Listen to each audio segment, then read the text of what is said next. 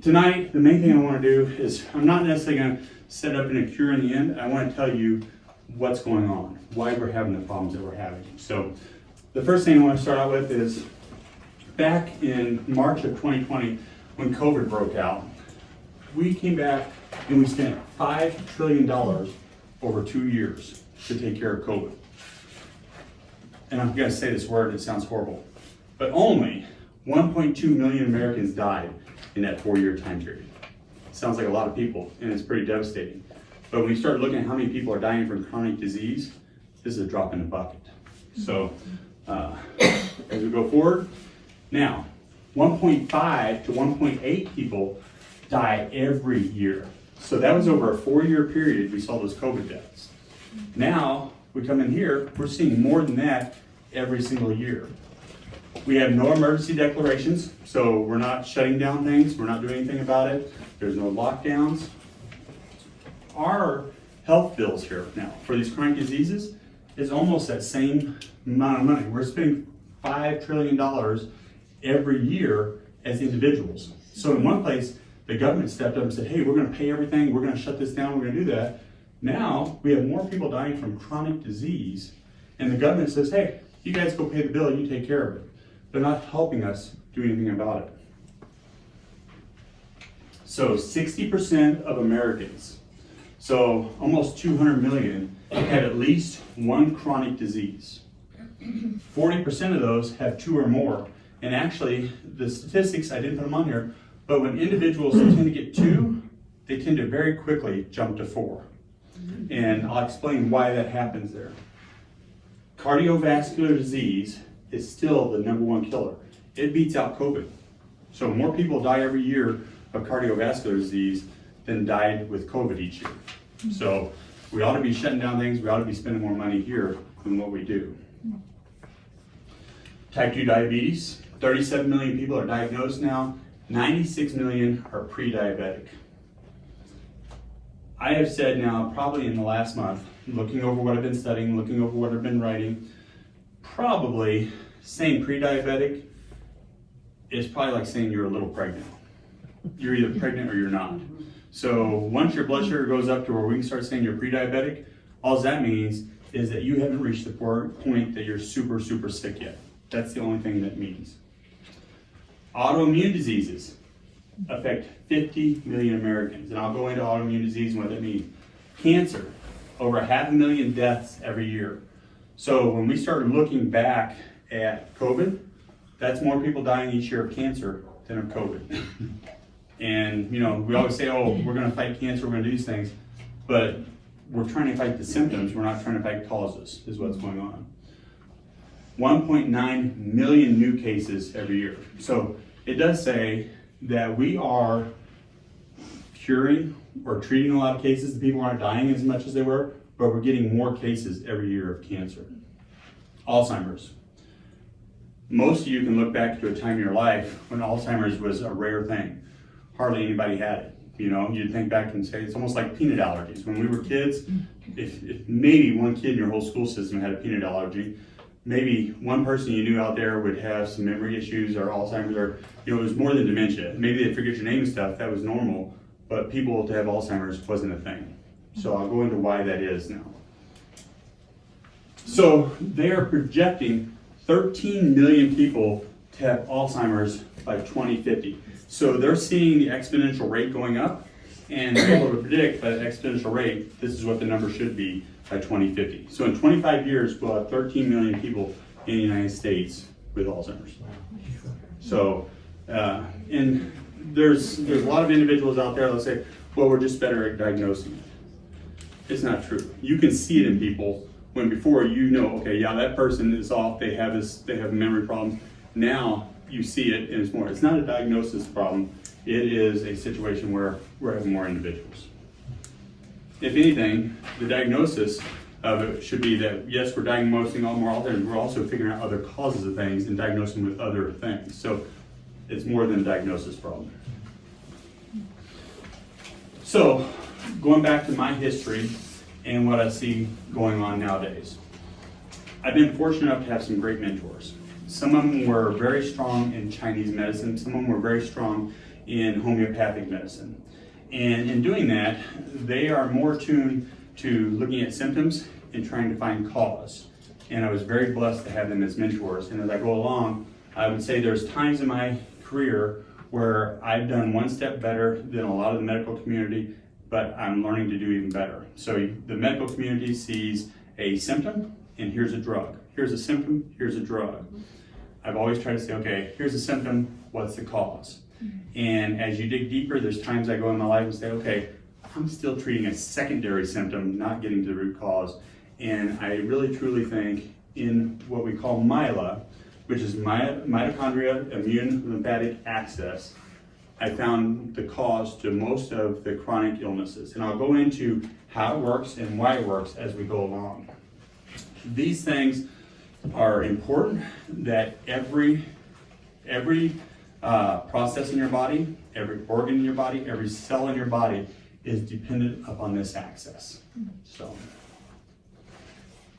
back to COVID versus myelodysfunction. So, on COVID, the 1.2 million deaths over 4 years, all chronic illnesses stem from myelodysfunction. And I'll go into that. But if you take that, COVID's 1.2 million over 4 years, myelodysfunction then is causing that 1.5 to 1.8 million deaths every single year. So it's 4 times more than what's happened with COVID in a single year. We lose more Americans to myelodysfunction than COVID ever killed. So, very important. Now, one of the important things that we talk about when we talk about myela is what's called terrain. Terrain is often used in homeopathic terms. Terrain means the environment. So you will have a cell, and around that cell you have fluid, and then you have lymphatic vessels. So if you need to learn about lymphatic tissues and everything, we did a good seminar, it's online. And then there's blood vessels. And that's fluid, the cells, and what brings fluids in, what takes them away, is called the terrain. So it's an environment, is what you could say. And probably the medical world calls it more of an environment. The word terrain probably is better well known in the rest of the world than in the US. So it's your internal environment around every cell. It's the fluid, it's the space between cells. In homeopathic medicine, it's also called the matrix. So sometimes I think there's a product we use in here, some of you have been on it, it's called lymph-2 matrix. Lymph-2 matrix means that lymph and the fluid in there is that matrix within the terrain. I had a professor that used to always call it the biochemical soup, because it's just not straight fluid. There's a lot of things in this fluid. As your blood vessel comes by, fluid comes out of your blood vessel, it's carrying nutrients, it's carrying fat. It carries your fat, it carries all the nutrients that have to come to the cell.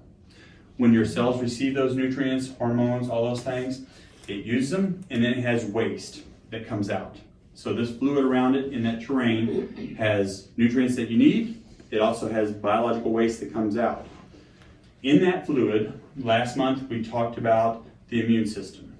In that fluid, we also have our immune cells. We have our immune signaling complexes that are in there, the chemicals that do it. We have our hormones in there, and we have debris. So when cells die and they break down, they're all in that soup. So there are some great illustrations of this terrain being like soil. If you have good healthy soil, you grow good healthy plants. If you have good healthy soil, you basically grow good cells. If that soil is sick, you grow bad plants, or you can grow weeds in that case. If it's depleted of nutrients, nothing grows in there properly. So this terrain has to be clean, it has to have the right nutrients, and it has to get rid of the junk out of it. So now,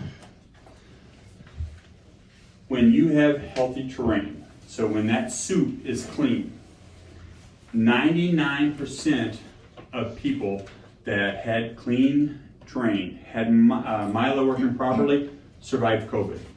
They had no myelodysfunction. It came in, your immune system reacted properly. When it did kill the cells, it cleaned it out, and you're able to function.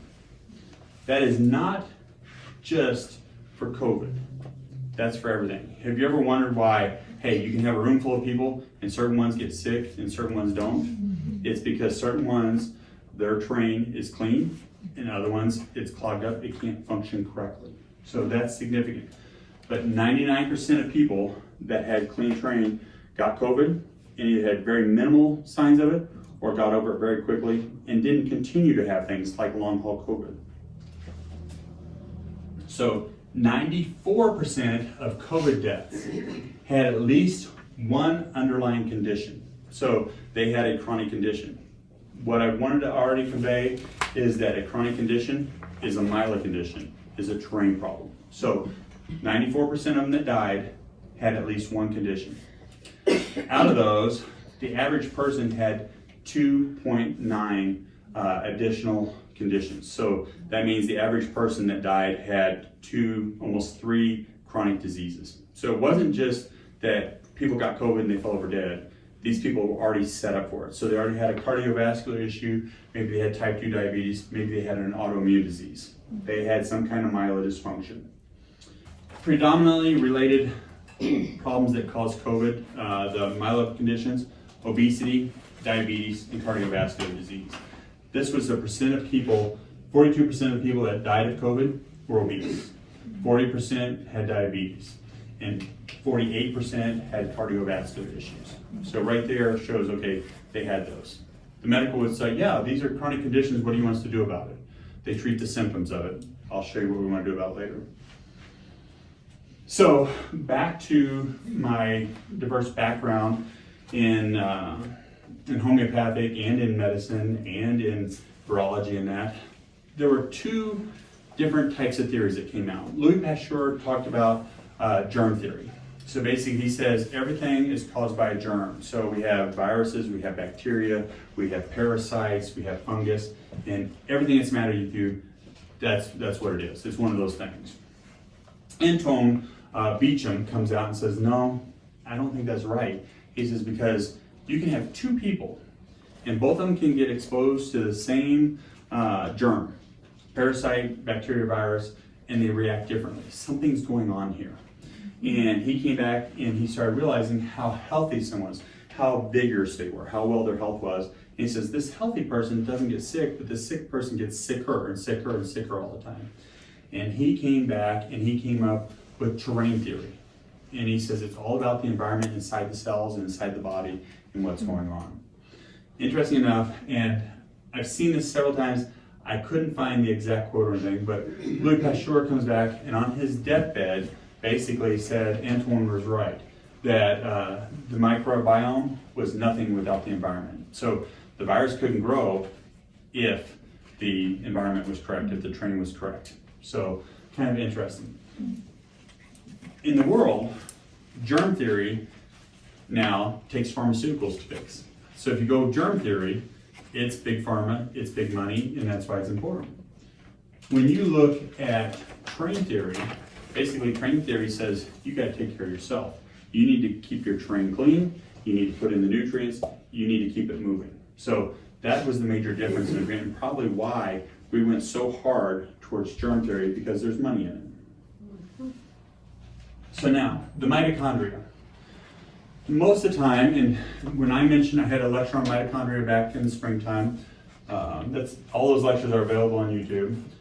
Mitochondria, one of the things we hit on in it was that mitochondria make energy. And almost every textbook, every medical textbook, everywhere out there, when you hear about mitochondria, you're going to hear that they are the powerhouse. They make energy. And the form of energy they make is called ATP. You could call it gallons of gas, you could call it BTUs, you could call it whatever, but it's ATP that they make, and that's what most people know it for.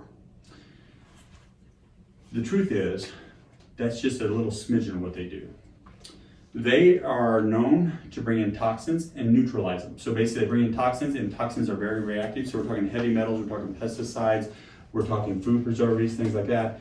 It brings them in and it basically gums them up. It oxidizes them. So it's reactive, oxidative stress or species. Those are the job of mitochondria. Their job is to come in, see it inside the cell, bring it over, clog it up so it can't kill you, can't cause any problems. But they not only sense those toxins and lock them up, they send out signals to let your body know how much toxin is there. The more time that they spend taking care of the toxins and binding them up, and the more time they spend sending out signals to tell your immune system and your hormones what's going on, the less time they have to make energy. When you consider that this is the one thing that keeps your cells alive inside, and now we're clogging them up, we have a problem. In the mitochondrial talk, I went more into it, but they're believed to be actually a little piece of bacteria that's inside your cells. Only your mother gives them to you. So your fathers don't give them to you. Without your mom giving you this little piece of bacteria that lives inside of every cell in your body, you wouldn't be here. So they're extremely important. They monitor every piece of your terrain. They know what's going on there. So they're kind of the brain inside your cell that tells everything else what to do. They're the control center, and they also make your power. One of the important things they do is anytime you are hurt, anytime you have a stressful day, anytime chemicals get in that shouldn't be in there, they send out a signal. It's called a cell danger response. And it was only, I think, about 50 years ago when they came in and they figured out that they produced this. Before it was always just an energy thing. Finally they figured this out. This cell danger response is incredibly important. It basically tells your body you're being attacked and to go do something about it. So it sends out a signal to all of your white blood cells, all of your immune complexes, and says, okay, we have a threat here. When the mitochondria experiences too much toxin, it basically starts putting out cell danger response. Well, a lot of the toxins that we've started putting in our body over the years now don't leave our body very easily. So when we're talking about pesticides, we didn't have pesticides, before the 1950s, we hardly had anything like that. We talk about plastics, we talk about all the food ingredients that we've added since the 70s. It's making our mitochondria send out a cell danger response signal, which then makes us inflamed, makes us have problems there. So now, the ATP production of ATP, which is our gasoline, our gallons of gas, our BTUs, it drops by about 90% or more whenever we shift our way we're using things. So if we start throwing in too much sugar, we start breaking down fats, we start throwing in chemicals and things we shouldn't, energy production drops by 90%. So you can see, if you have, let's say, a neuron in your brain does your thinking. We drop the energy inside that neuron by 90%. You're literally only able to think 10% of what you were before. Only able to think 10% of what you were before. That should wake you up and say, okay, it's a big deal. But it's not just your brain. This is every cell in your body. If you ever think about looking back on the beach pictures of people in the 1950s, out on the beach, you're like, man, they were just, that whole group of people looked healthy. But if you think now that we have a bunch of people that are only working at 50% or 10% of what they were, we're definitely not healthy people. And I'd even say some of the people that look healthy are not healthy compared to back then. When these mitochondria start sending out that cellular danger response mechanism and the chemicals out, one of the things it does is it stiffens that cell membrane, the wrapper around the cell. It makes it stiffer for two reasons. It's trying to say, hey, stuff is coming in that's trying to kill us. Let's close it off so that more can't come in. It also says, hey, there's something inside the cell trying to kill us. Let's close it off so stuff can't get out of the cell. So now we have this problem going on. There is a group of doctors, very good doctors, out there right now that are saying all your problems have to do with mitochondria. Everything's mitochondrial, and I'd almost say they're right. It is mitochondria, but it's not all mitochondria. Their idea to take care of this whole problem is to give your mitochondria more fuel, to give it more things to make it run faster. There's a problem with making mitochondria run faster. If mitochondria has switched into this danger response and you speed up its capabilities, what's it going to do? It's going to produce more danger response. So it's going to make these cells stiffer where stuff can't get into it. It's going to make more debris in the area, and it's going to make your immune system say, we're in danger, and it's going to start producing more immune response. So the idea that mitochondria is a problem, they're right. The catch with trying to take care of the mitochondria first is a problem. And that's probably going to be the biggest thing that's different from me from the rest of them. Your immune system. We talked about immune system last month. But the immune system is more than just some cells floating around. There's a whole bunch of chemicals in the process. Each one has a different job. But probably the biggest job of your immune system is to decide who is good and who is bad. That's its job. What is cancer? What is a good healthy bacteria that's in your gut? What's a bad bacteria? What's a parasite? What's a virus? And how does it keep you alive? That's its job. Most people want to go and boost the immune system and crank it as high as they can all the time. And it happened during COVID. Even I had products that I sold that I told people, I don't think you need that day. And no, I want 5 of them. You know, it was the way it was. People wanted to boost their immune system. And I would say part of this aftermath that we see now, some of the long haul COVID, some of the autoimmune diseases are because people boosted their immune system. The word should always be, I want to regulate my immune system. That's what it should be. And so this immune system's job is to interpret signals. You don't want it to be too much. You don't want it to be too low. When you get that cellular danger response going from the mitochondria, that one is sending the signal directly to your immune system. So your immune system, when it gets that signal from your mitochondria, it basically says, okay, we are under attack. We need to raise the level of our awareness. Well, it's kind of like if you have a bunch of people, snipers sitting on a building, and all of a sudden you tell me right away, hey, we've got a guy down on the ground, he's killing people, look for him, look for him, look for him. Those snipers are going to be a lot likely to shoot somebody than if you say, hey, everything's clear, we're good, you can stand down, just keep an eye out. It's a big difference. So when we get that CDR response, you're basically telling all those immune cells, be ready to act, be ready to kill something, and so they're over vigilant. The lymphatic system. We had to talk about the lymphatic system in late summer. The lymphatic system is the drainage system. It's your sewer system. It is where we come in and we take out all the debris out of the terrain. So if we went out here on the sidewalk, we'd say, okay, all of our people are the cells. Inside you got your heart beating, it's kind of the mitochondria. And we have stuff falling down the ground, we have water raining, but we had to have the drainage system to pull it all away. If we close up all of our drainage systems out here, within a couple of years, the dirt would be piled up from blows in, we'd have leaves piled up, and it wouldn't be the same situation anymore. That's our lymphatic system. Our lymphatic system in a healthy person returns up to 4 liters of fluid a day back up to the heart. In that fluid, there are immune cells. Inside that fluid, these immune cells will learn what's good and what's bad. This is where they get their education at. So your cells break down, they have viruses in them, they come floating through the lymphatic system. Your lymphatic system collects them in your lymph nodes, and that's where it presents it to the white blood cell and says, hey, I found this stuff here. This is bad stuff. Can you take care of it? That's exactly what it does.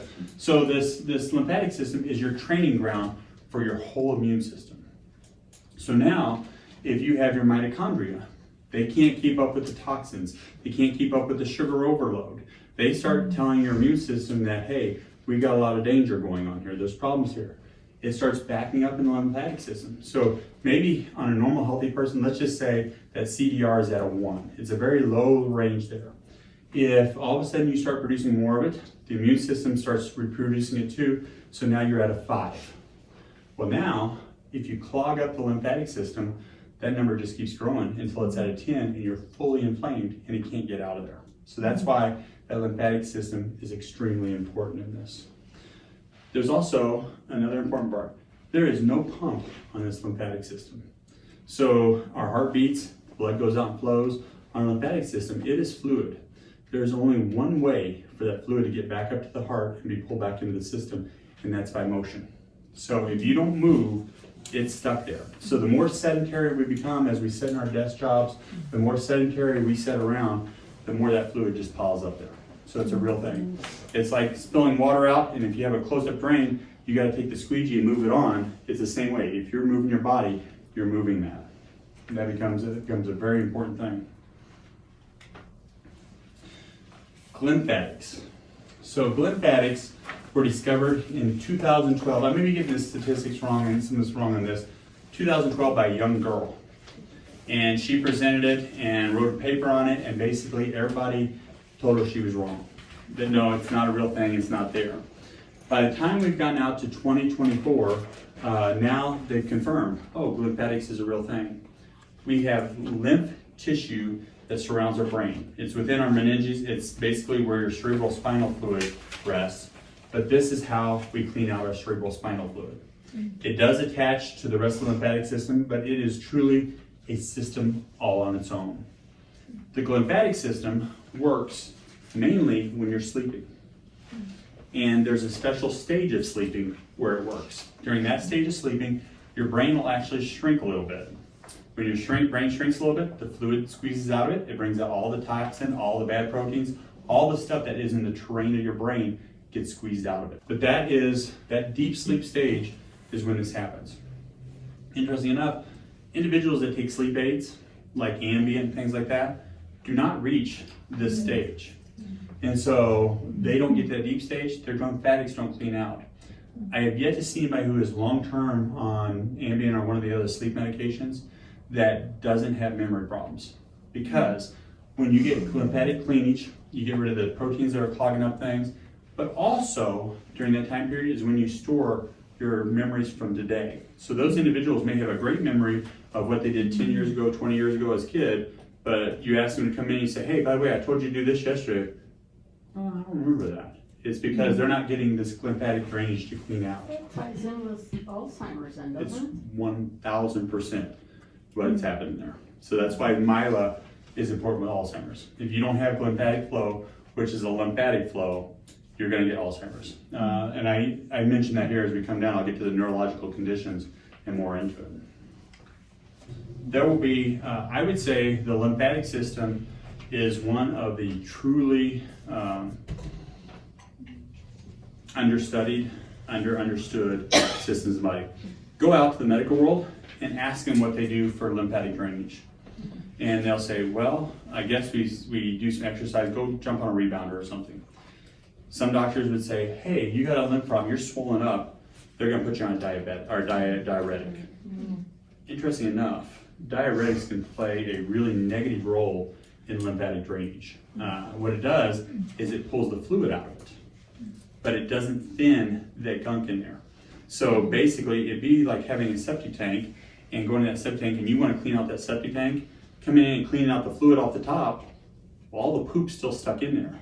Now, if you're going to try to do anything in there, you have poop in there. Same thing, imagine this perfect terrain. You have a cell here, you have all the fluid around it, you pull all the water out. Now, all you have left is that immune cells that are overreacting. You have that CDR response that's going on, and now it's even thicker than before. It doesn't get out, it just gets worse at that point. So a diuretic for lymphatic flow is not good.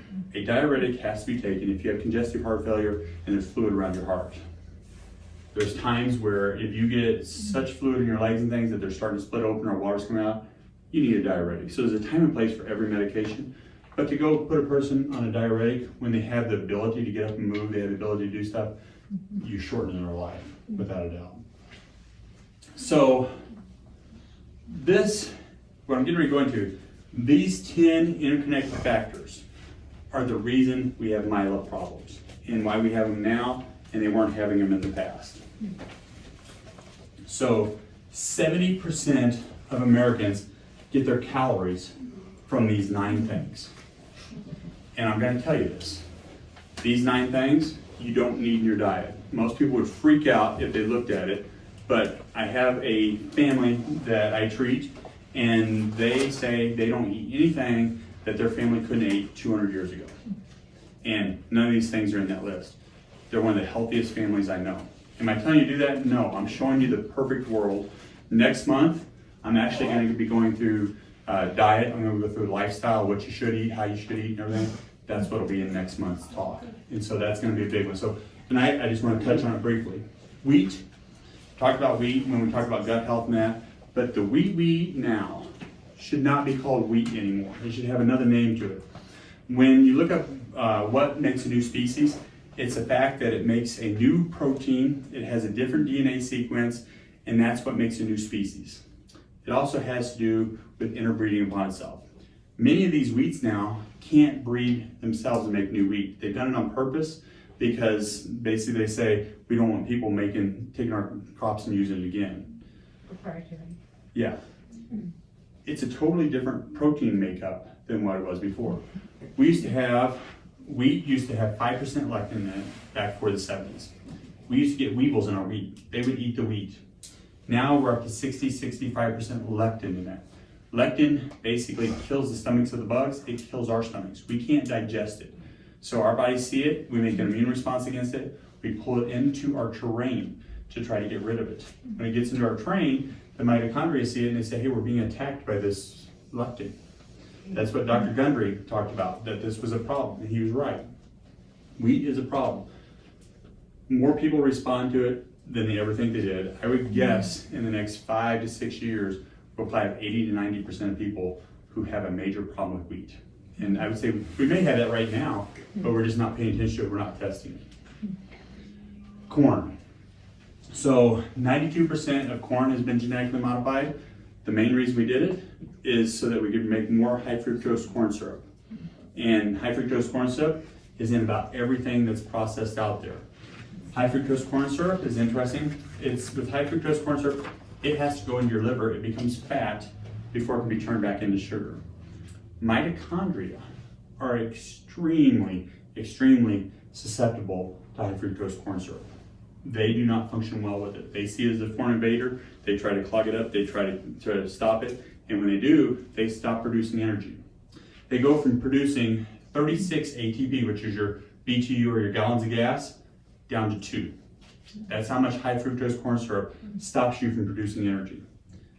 Not only did it stop you from producing energy, if we go back, now it sends out that CDR signal, which then makes your immune response go up, which makes your lymphatic system thicker, which makes the terrain clogged up. So that's significant. Soy. Soy is kind of interesting. We have to have a ton of minerals going in and out of that cell so that that mitochondria can function right.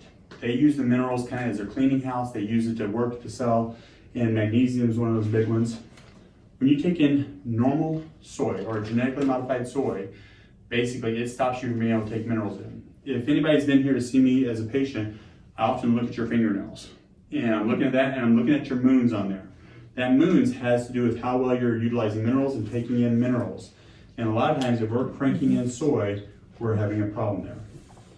Soy is very common to give you estrogen problems. So, a lot of times maybe grandma or great grandma had some menopausal issues and some hot flashes for a year or two and it went away.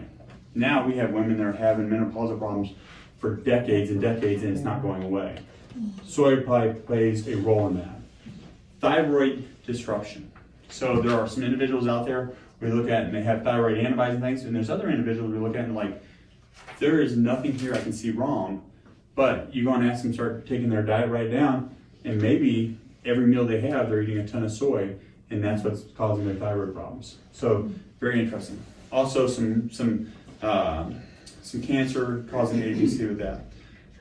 The one difference in soy, and I'll bring this up, is they have not found these same problems in fermented soy. So there are some areas out there in blue zones. Blue zones are places where people live longer than average, healthier than average, and a lot of times they will eat soy. And well, see, they eat soy, we should be perfect. They're fermenting the soy. It's also not genetically modified soy. I will tell you, when I was in China in the late 90s and early 2000s, the soy I had there was nothing like the soy we have here. And if you ever eat just straight soy here, like a soy flour, it is like eating sugar. It's super sweet. Soy there is pretty bland, so a big difference in that. That's 3 of the 9 toxic food areas. Dairy. So dairy, there's a big difference. So go back into the 40s, 50s, dairy was different than it is now. Dairy was a casein 2. When we started breeding Holstein cows to produce a lot of dairy, we found out that if we got them to produce casein 1, alpha casein 1, that they would produce a lot more. It also thickens a lot easier. It becomes cheese easier. It becomes cream easier. Well, we much prefer creams and cheese to watered down milk. It's the way we are. So we start hybridizing all these cows to do it. So When we have casein 1, alpha casein 1, we have more of an inflammatory opioid peptide. So I have people that come in and I'll say, okay, I'd like for you to go off casein. I think you're having this fluid blockage, you're having dairy problems. And I'll say, well, they're like, I don't think I can. Well, the reason is they're addicted to it. It's actually responding to some of the opioid sites. This alpha 1 casein does that over an alpha 2 casein, which you'd find in sheep now and goats. So there's a totally different reason for it. And they also know that. The dairy industry knows that you're going to be addicted to it. They kind of like that. Sugar consumption. Sugar, we went over the last 150, 200 years, we went from 4 pounds of sugar in a whole year. And this was counting from fruit, from everything, honey. We would get 4 pounds a year. We're talking about like when the time period when Bridger was out here, when people were settling the West. A whole year, all the sugar they would get would be 4 pounds. The average person now is getting 152 pounds of sugar a year. And so our bodies are designed for 4 pounds of sugar. There's no way to get around that. That's what we're designed for. Our ATP that is produced by that mitochondria, that's what they're designed to have, is 4 pounds of sugar a year. Yeah, can you get away with 12, 20 pounds? Yeah, you can get away from it. I mean, you can get away with it. We cannot get away with 152 pounds. If this is the average, there's people out there eating 300 pounds of sugar. And if you start looking at it that way, there is no way that person can survive and be healthy. They're not gonna make it that age. Also with dairy, something I probably should have talked about too, the pasteurization destroys the enzymes in it, but you still have that alpha casein 1 in it. Also, most of our dairy that you're gonna get, anything you're gonna go buy at the store right now, our cows have been basically given grains, they've been given things to make them keep producing milk over time. They're giving chemicals. At one time we were giving hormones, and China, Japan finally said, we don't want any more of your cows, we don't want any more of your dairy products because there's so many hormones in it. So what do?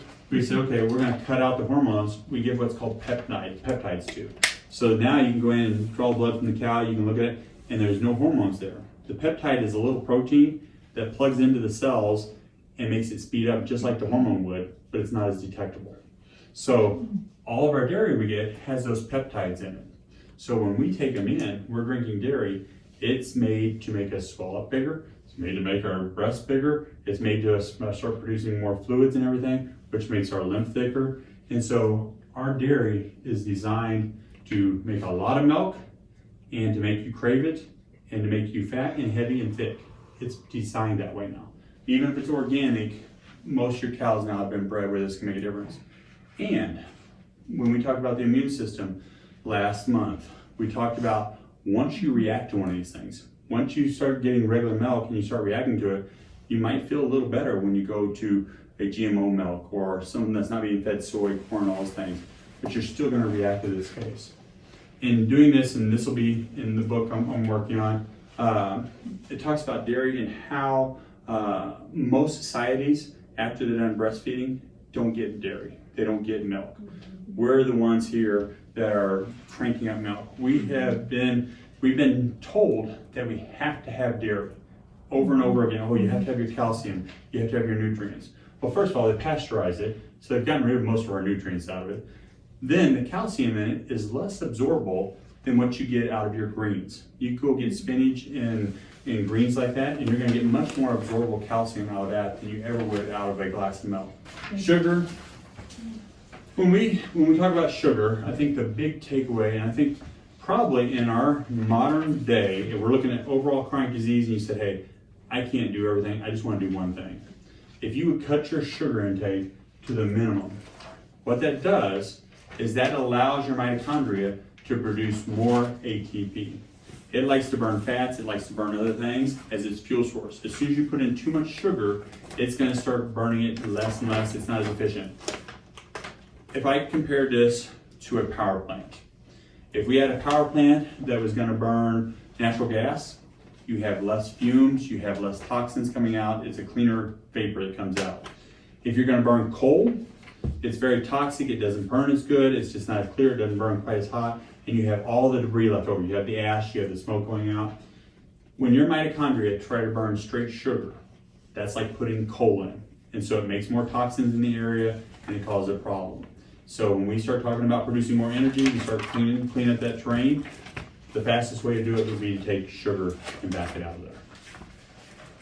Peanuts. Peanuts have changed drastically since we were a kid. How many people had peanut allergies when we were a kid and went to school? Maybe none up until I was in high school. I think one kid in high school. Now, every class has 2, 3, 4 kids that have peanut allergies. You can't take nuts to school anymore because of that. Peanuts are not a nut, and that's the first thing I think everybody ought to know. I always tell people to have nuts in their diet, and because, oh, that's great, I love peanuts. No, they're not a nut, they're a bean. They're a bean that grows underground. They have not done as much genetically modification of peanuts as they have other things, but they use a lot more chemicals on them. When they come along to harvest a peanut field, they find if they dry them or desiccate them before they ever pull them out of the ground, that they last longer, it's easier to harvest them out of the ground. So they use a lot of chemicals even before they harvest them. Those chemicals actually make it where they're more susceptible to molds. Molds produce microtoxins and chemicals that are bad to our body, and it's especially bad to our mitochondria. Our mitochondria don't know how to handle them. They come in, gum it up, and they make them push CDR out. So they see, anytime we get this aflatoxins in there, they basically see it as an enemy and they send it out. So that is one of the big issues with this. These aflatoxins also cause leaky gut. When you have leaky gut, your body starts saying, okay, why did stuff just start passing through the gut lining? And it says, oh, it's this peanut butter or this peanut problem. So now it says, we got to kill these peanuts, and you start getting food allergies from it. So peanuts are highly detrimental. They didn't used to be when we were kids, but they are now. I did a whole lecture on seed oils. Seed oils, Ansel Keys and that came out and basically said they were best in the world. Look at who paid for his research. Go back now and look at his research, and they've debunked almost all of it. But what is the media? What's the government telling you still? Oh, do canola oil, do seed oils. All the latest research has debunked that. It's not what you want in your diet. It's actually directly, obesity went up with seed oils. Our cardiovascular issues went up with seed oils. Most of our chronic health conditions went up with seed oils. People that are not having seed oils don't have the same kind of chronic conditions. I gave that talk back last spring, I think in January, February. I know a bunch of restaurants actually in town changed from seed oils after that. Went back to tallow and lard and stuff in their food. So I'm glad that made a little difference here. By the way, every single cell in your body, so we're looking back at the train again. We look at that cell inside your body. The outside of that cell is made of oil, made of fats. And if you start throwing in seed oils, you change the outside of that cell. It actually makes it a little more rigid, a little more tight. Well, if your mitochondria happen to get a signal inside of it that everything's going wrong, I mentioned that they make that cell even tighter. So we have a lot of people out there that are like, hey, my hormones, I don't feel right. You go, you get tested, and they say, well, yeah, your hormones are normal, but let's bump it up. And they start cranking them up. Well, the reason your hormones aren't working is because they can't get in the cell, because that cell membrane is hardened from seed oils and from that danger signal. That's only one of the reasons why. Alcohol. I like a good glass of wine, so this one's kind of sad. Alcohol causes a number of issues. First of all, alcohol sugars. If you go and look at the studies, and I'm sure these were students who did these studies and they're like, yeah, I think we ought to get rid of alcohol. That was the thought. They come back and they say, well, alcohol doesn't really raise blood sugars. It's actually wrong. It doesn't immediately raise blood sugar. You drink alcohol in, the alcohol goes straight to the hepatic portal vein, right into the liver. The liver turns it into fat. You go to bed that night, and all of a sudden it takes that fat, and a portion of it, it's going to leave it as fatty liver. That's why people get fatty liver. That and high fructose corn syrup. About 3 o'clock in the morning, your body's going to say, hey, I got too much fat in this liver. You're resting. I'm going to take and burn it and get it back into sugar. Takes and breaks down sugar. All of a sudden at 3 o'clock in the morning, you had that glass of wine at 9 o'clock, 3 o'clock in the morning, wide awake. Two things happen. that sugar boosted up, your body can't handle that much sugar. So then it makes a spike in your cortisol levels. And it says, get up and get moving because we're gonna die in here from all this toxic sugar. It goes to your mitochondria that time of night. Your mitochondria now are forced because your adrenals went up to start making more ATP. It makes ATP in a bad way, the same way coal's made, coal does. It's making, now you got all these toxins inside your cell. After a short time period, your body says, you know what, I can't handle this anymore. Let's start making this CDR so we shut this process down. And that's how alcohol hurts the myeloid system. So, I'm not saying any of these you eliminate them all the way. If you could, that would be great. I don't know how you do it in the modern day. I don't know how you do it. I'll talk more about it next month of the best ways to go about it, but that's a problem. The food preservatives, additives, we are consuming an average of 140 pounds of these food preservatives. Interesting enough, the government has stopped really monitoring this. And they don't monitor it unless somebody complains and there's a problem. They basically have a policy that says, as long as one dose of something is not toxic, we're okay with it. I don't know anybody who eats one dose. I mean, in fact, is look at a dose of something and then see, most of the time we're going over it. So let's just say cyanide. One dose of cyanide won't hurt you. Well, all of a sudden we go and we get a vitamin, Nature's Bounty, Spring Valley, one of those that's cyanocobalamin. They say, well, that doesn't hurt you. Your body breaks it down okay. Well, all of a sudden you go take another supplement and then it's also in your hot dog because we're fortifying things with B12. We're not fortifying with methyl B12, it's expensive. We fortify things with cyanocobalamin, which is cyanide B12. So now your one dose of your supplement you took that was cyanide B12, and then now your hot dog bun has it in it, and then now your potato chips have it in it, and everything else. Well, who's monitoring how many doses you get in a day? No one's monitoring. So one dose won't kill you, but what about, let's say 10 doses a day, every day of the year? It starts adding up. So we're putting in a ton of those. If you look now, 140 pounds a year now, look at the 1960s. 2 pounds in a year in the 1960s. So just from the 60s, you look at how much sugar went up, how much high fructose corn syrup went up, how much our dairy consumption went up. It's gone up a long way. So big difference here. By the way, most of these destroy the gut lining. Most of them are designed to preserve your foods. What's it preserving your food from? Bacteria, fungus, those kind of things. Anybody that came to my microbiome lecture that I did know that we have good bacteria in our gut, we have good fungus in our gut, we have good viruses in our gut, and to some point, parasites can be good for our gut. If we're killing all those out, we're damaging our gut. So that's important. Back to that. One of the things that keeps our arteries clean is vitamin K2. It keeps calcium from sticking in our arteries. Our bodies, when they go back and they do autopsies on older bodies and they go back and study their gut content and everything, we used to produce a ton of K2 in our gut. We know we don't produce it in our gut anymore.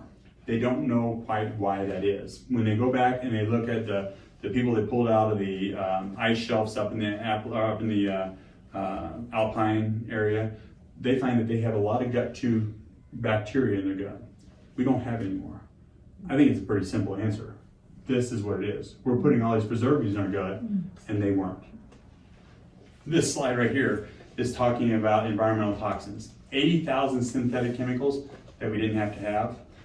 You could easily have moved down food preservatives in here and put it in this category. It's just toxins that are in our environment.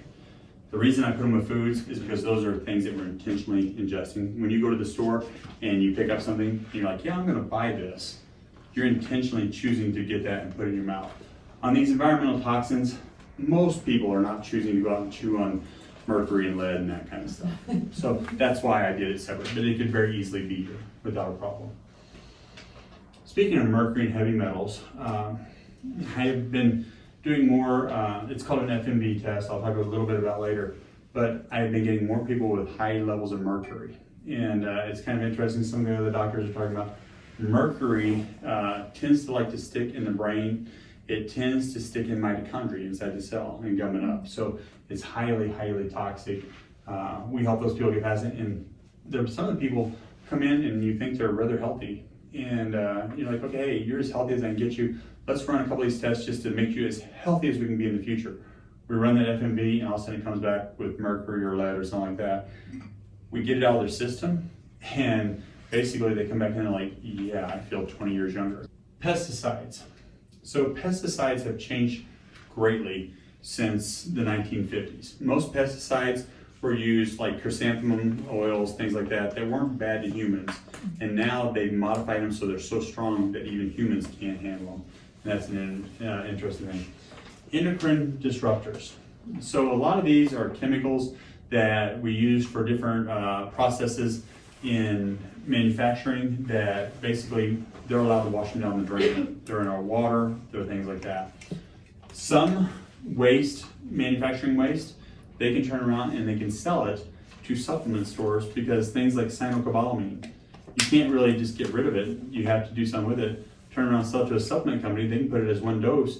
As long as it's not one dose toxicity, you can sell it. So an interesting thing here. Number 3, lymphatic stagnation. I could have probably made this number 2, but lymphatic stagnation. People do not move anymore.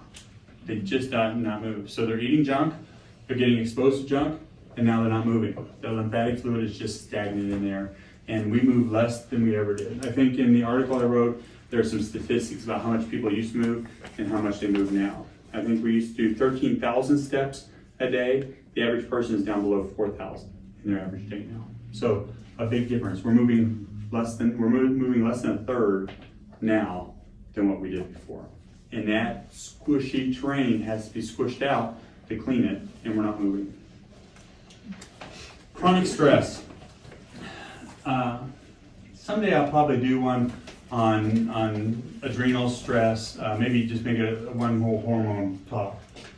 But when we get under stress, it doesn't even have to be known stress. You can be under stress and think, well, I'm perfectly good. In fact, this is probably the people who have the worst health.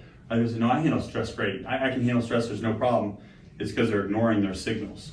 That signal is that CDR signal. That mitochondria, when it gets cortisol levels in, it speeds up.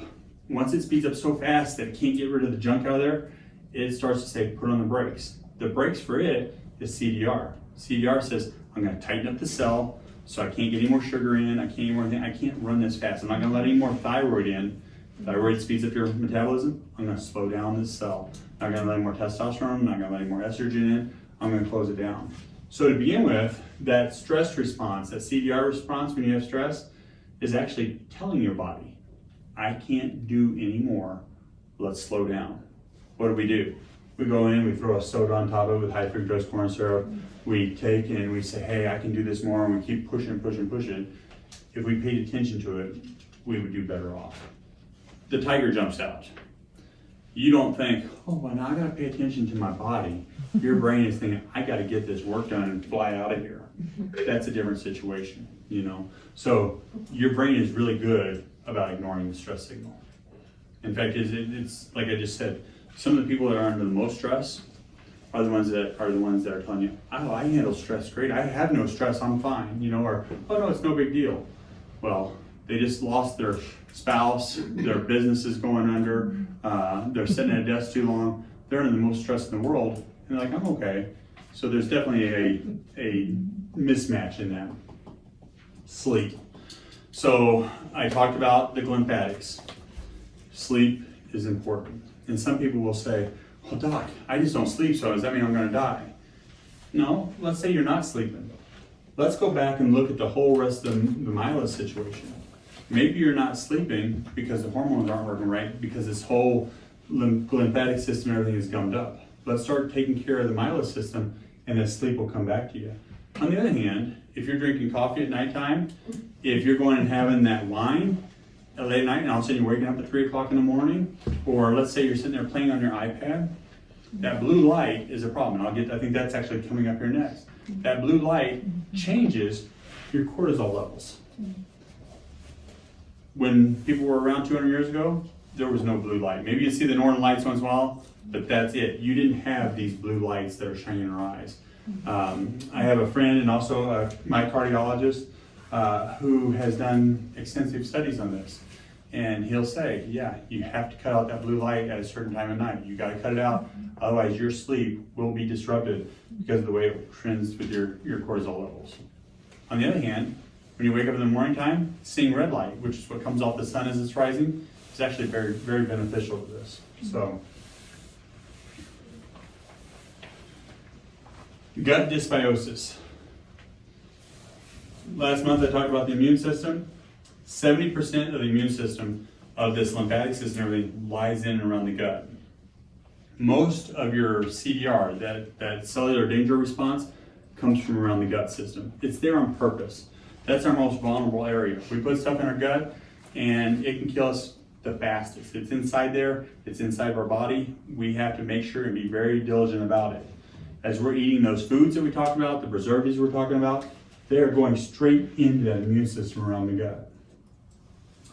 Our gut has a biome, means its own environment that is made up of healthy bacteria, healthy viruses, healthy funguses. We get antibiotics now all the time. And some people in here would say, well, I never take antibiotics. Well, you're eating a piece of cheese from the store? Are you getting dairy from the store?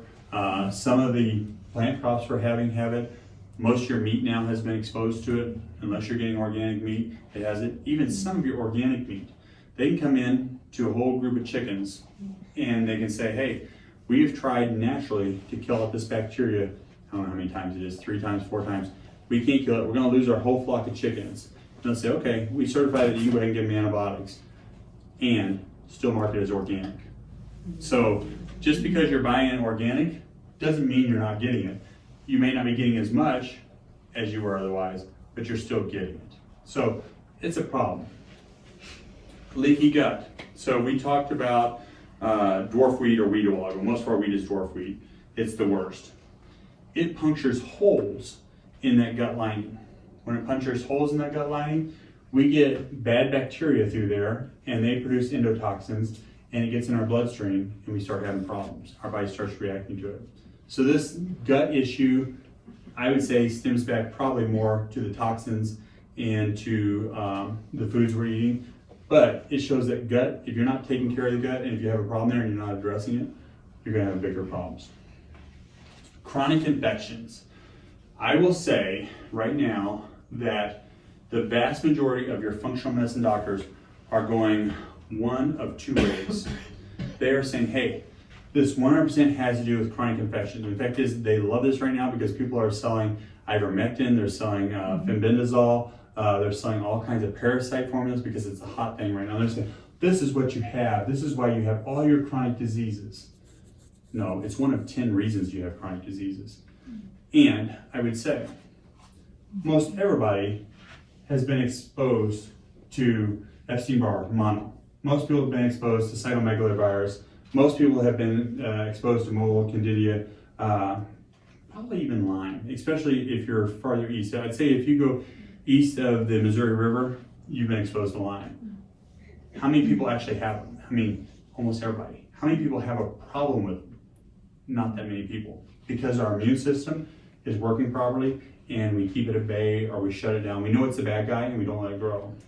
Once Myla gets out of control and we start fighting things over here we shouldn't and we get gummed up, it gives a place for these to live.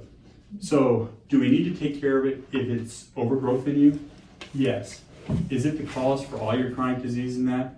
Probably not for most people. It's actually a symptom. It's actually a symptom of it. Nutrition deficiencies. So interesting enough, we eat more calories than we ever have. We're fat, you know, even I'm fat compared to what I should be. I'm right at the top, I'm right below obese is what they consider me.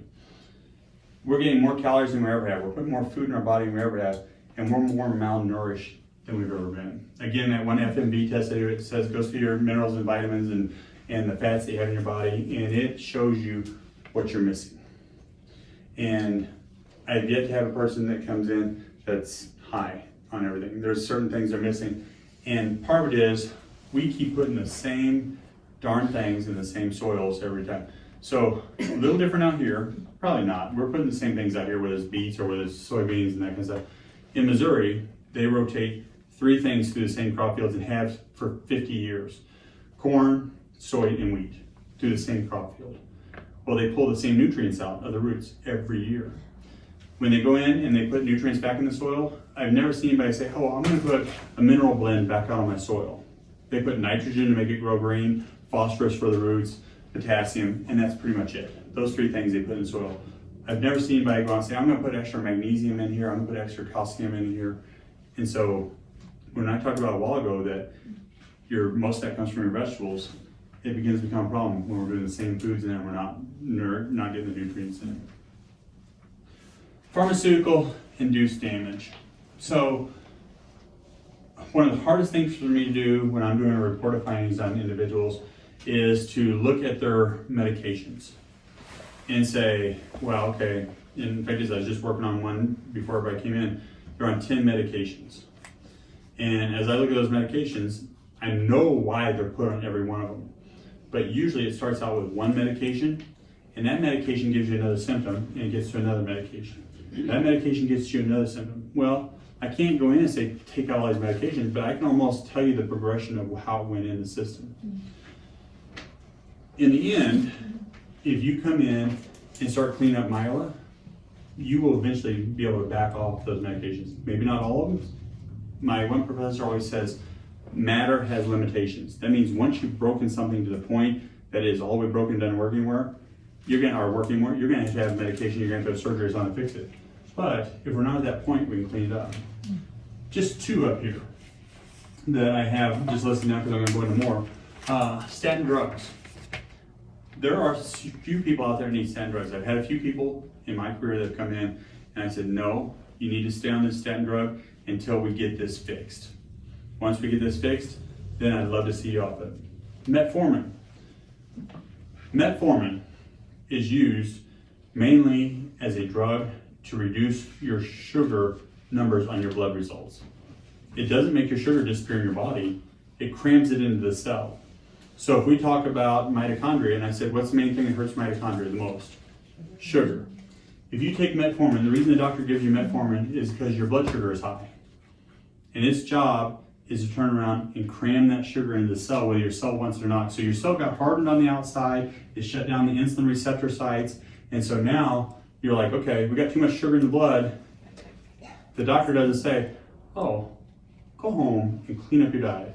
If he does, you ask him what he means, he goes, well, I don't know. Or her, what do you mean? Well, I don't know. They give you metformin. Metformin is to cram the sugar into that cell so that in your blood work it looks slower. Now mitochondria go from making 36 ATP, or let's say they're already hurting, they're down to 18, now it drops to 2. In a matter of a year, you go from having an energy level of 6 or 7 down to a 2. You're like, I don't know why I'm so tired. Well, let's cut out the sugar, but then cut out the metformin. It's a problem. I was at Thanksgiving with my wife's family, and one of the uncles, one of the relatives there, he sat down and he said, so what are you working on? I said, well, I'm working on this book, and I was typing on the book, and he goes, well, what's it about? And I said, well, it's about this myelin, and I was explaining it to him, and I was saying, he goes, well, what's the takeaway? I said, actually, sugar is the worst thing for you. He goes, oh no, my doctor said sugar is not a problem. And my wife was across the room, and I looked at her, and when we talked later at night, she goes, when you looked at me, you looked at me like, is he messing with me, or is he for real? And he was for real. That's what his doctor told him. The sugar had nothing to do with the issues he was having. Put him on metformin and another drug to take care of it. So, it's interesting. Number 10. I talked about blue light. Blue light in the evening time is a particular problem. It actually changes the way our brain is wired and the way we sleep. It actually tells us it is middle of the day, you have to get up and go and do something. So it's very significant. Constant screen times. So this was something, I'm a clinical hypnotist too. And so one of the things, I actually applied for a patent for a new kind of hypnosis. And the more you can overstimulate the brain very quickly, the faster the brain gives up. So I don't know if any of you have ever seen a stage show where somebody comes up to hypnotize somebody and they'll do something like, put their hand real fast in front, and all of a sudden the person just does that, and the person goes down. You overstimulate the brain, and it goes into hypnosis. When you're looking at a computer screen, this screen is not like a piece of paper. If you look at that piece of paper, it is solid state. It is not blinking, it's not going anywhere. This screen is blinking super, super fast. In fact, if you take another camera and record, a lot of times you'll see the screen blinking. That's how fast it's blinking. Your brain picks up every single one of those blinks. If you sit down and read a piece of paper, it's a solid thing in front of you. Your brain reads it just fine.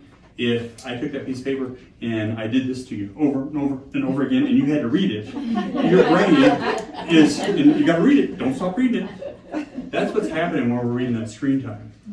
You do not know it. It is wiring your brain up. It's making your brain use a ton of chemicals. And most of us are older people in here. We're not as bad off as the kids. Our brains got wired the right way. And now we're just trying to adapt to their world. These kids are getting wired where their brain is doing this all the time. And so that screen time is a big deal. Social media is an issue, mainly because we have anxiety. The other issue with isolation. We are still tribal people, no matter how much we want to believe it. So people that are isolated, they actually have more of a glymphatic issue. They do not sleep as well. It causes problems. Critical insight here. All these factors, it isn't like you have this factor over here, and you have this factor here, and you have this factor here, and when this one gets too high, then you have a problem. They stack up like building blocks. Here's your limit when myelin starts falling apart. Well, I'm gonna eat my dairy. I gotta have my dairy. That's because the opioid receptor is making me high off of it.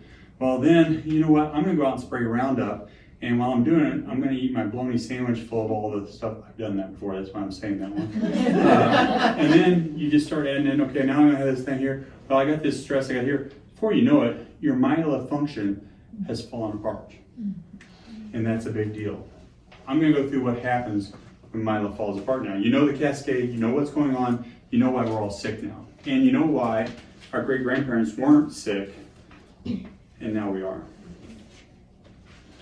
So, you can't supplement your way out of it. So my mother would say, well, what pill do I need?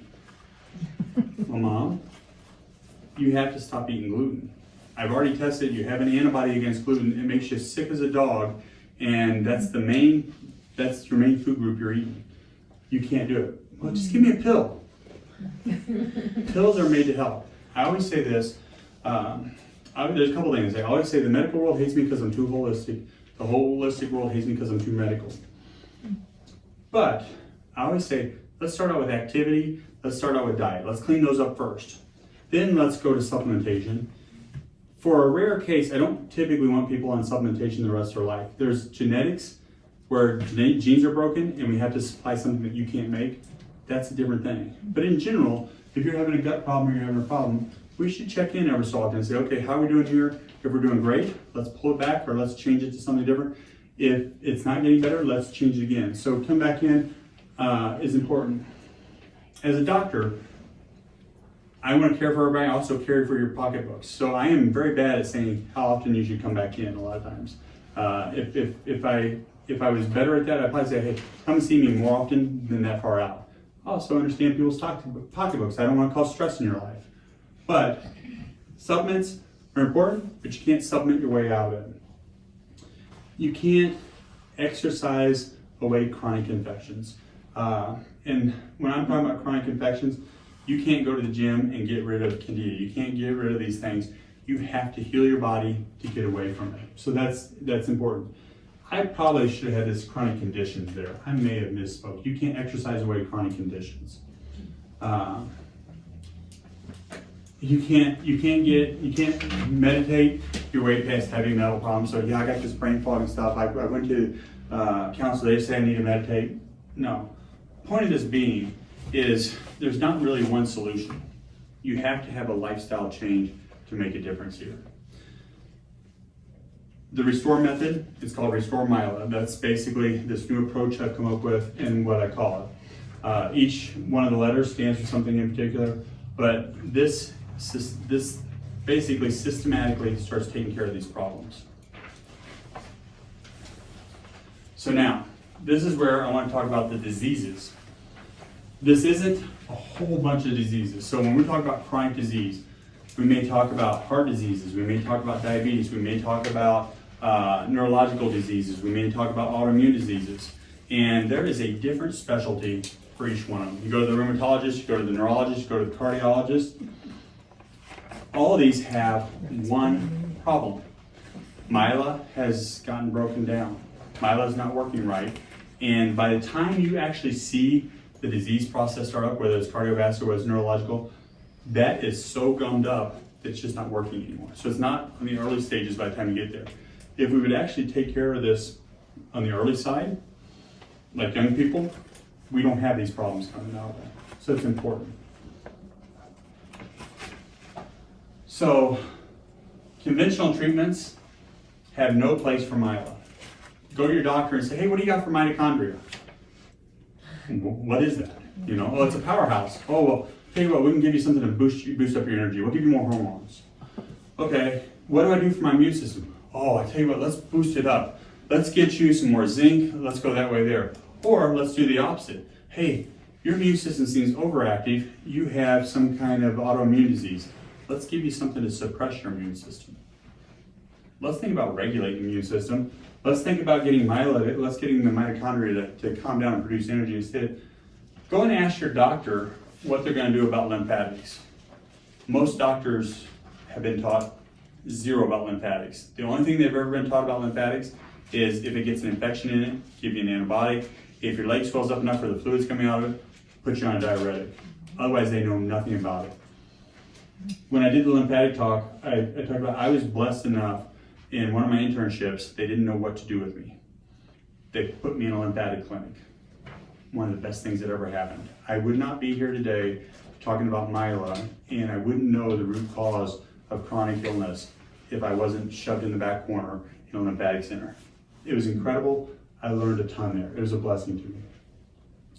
So whenever we look at myela, it's very important to address it in a certain order. I'm going to get to that order, but if we don't eliminate these things, we can't do anything about it. When people do eliminate these big 10 or they start straightening them out, we start reversing the medications they need. We start reversing chronic disease. Just because it's chronic doesn't mean it's forever. Chronic means it's gone on too long. Chronic means it's out past 6 or 8 weeks. It shouldn't keep going for 10 years. Chronic means you have an inflammatory process, you have a disease process that's progressing. You should stop it. I don't know, and I could be proven wrong real quick probably. I don't know of a single medication out there right now that's being used for any of these chronic diseases that are made to reverse it. All of them are made to treat a symptom. Every single one of them is made to treat a symptom. To reverse a chronic disease, you have to reverse this myela process. You have to take care of myela to reverse that chronic disease. Now, get into diseases. Type 2 diabetes. Type 2 diabetes basically means your blood sugars rose above a certain point, your body can't handle it anymore. There's a whole cascade of things that starts happening. Again, I would say type 2 diabetes and prediabetes is like being a little pregnant. You're not a little pregnant, you're pregnant or you're not pregnant. Once your blood sugar gets to where they can call you type 2 diabetes, basically that means the myela is falling apart. It's not working anymore. You're not producing 36 units of energy, you're producing 2. Your mitochondria are producing CDR. They're making the chronic inflammation skyrocket. The reason doctors call this type 2 diabetes, because now they can see it with their open eye. They can say, oh yeah, you're swollen. You're having all these mitochondrial issues. You're having all these lymphatic issues. You're having all that. Now you're a type 2. When you come back and address it sooner and you see it sooner, we can take care of it easier. Again, metformin is what the medical world will give. GLP-1 antagonists. Interesting enough, most of them are highly expensive. They're good money makers right now for the doctors. Most of them slow down your digestion. Your digestion is supposed to have a certain rate of digestion to make your immune system around it work correctly. If you have bad viruses, you have bad bacteria that are moving through, and they decide to get stuck in an area, what's going to happen to your gut in that area? It's going to be a problem. That's one of the things it causes. Most people that are on them for any time period lose 30 to 40% of muscle mass. What did I say moves your lymphatic system? Muscles. It takes muscle motion to move that. Well, if you just lose 30 to 40% of your muscle mass, you got a problem. So I can go into a whole bunch of other reasons why they're a problem, but right there is just two of them. So sugar is one of the number one reasons to have mitochondria. Now, some people may show up as a type 2 diabetic, but let's say you're somebody like me. My insulin works extremely well. It takes my sugar and cranks it right into my cell. My sugar drops real fast. I actually go hypoglycemic real easy. And most people, that's great. I know enough to know if I put in the same sugar as somebody who has, who can't put in their cells fast, their blood sugar rises. So let's say two people go out and they drink a Mountain Dew. This person's blood sugar goes up to 180, 200. My blood sugar goes up to 100, drops back down to 70. Where does sugar go? What's the difference? Theirs is floating around in their bloodstream. Mine went into my terrain. So in their world, they're going to get type 2 diabetes. What's going to happen in my world? My world is going to go into my ATP. It's going to start causing problems. Now I'm going to have adrenal fatigue later. I'm going to have cardiovascular issues later because of this. I'm going to start having swelling. And I'll say, well, I'm not a diabetic. I don't know what this is going on for. It ends up in another chronic illness.